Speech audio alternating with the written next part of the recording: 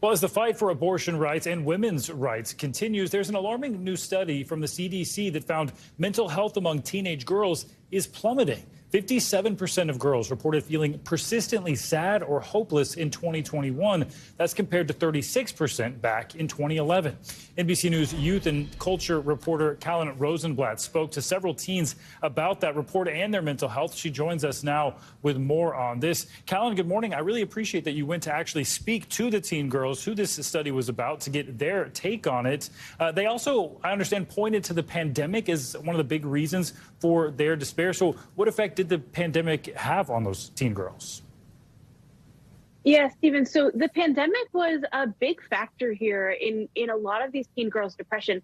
First, I think it's very obvious. Isolation is a big issue here. Having these teen girls who had to stay home and miss out on major milestones in their high school careers, I think, it's a very obvious factor. But it's not just the isolation. It's now the reintegration into their high schools, having to learn to re-socialize. That's been a big factor for anxiety and depression. So it's really multifaceted. I think even adults felt a lot of this sadness too.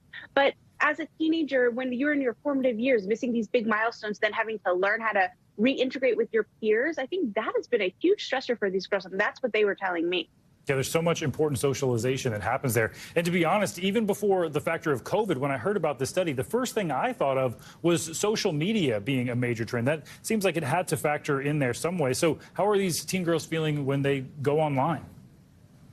Yeah, so I want to be really clear that social media, there's a lot of duality to it, because on the one hand, I spoke with young girls who said, I saw this TikTok trend and it was about side profiles. I didn't even know what a side profile was, and now it's something I'm insecure about.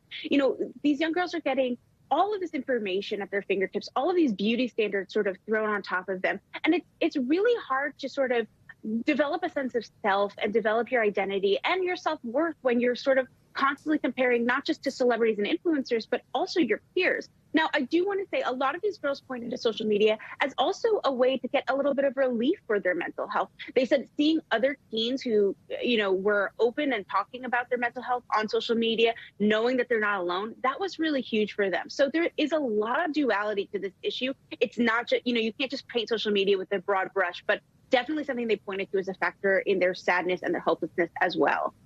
Yeah, definitely something that made me hopeful in your reporting, the idea that they're so free to talk to each other about this. Kalhan Rosenblatt, so thank you so much for being here this morning. Learned so much from you there. Also want to add, if you or anyone you know is struggling, you can call or text the Suicide and Crisis Hotline. Very easy to remember that number now. It is 988. Thanks for watching our YouTube channel. Follow today's top stories and breaking news by downloading the NBC News app.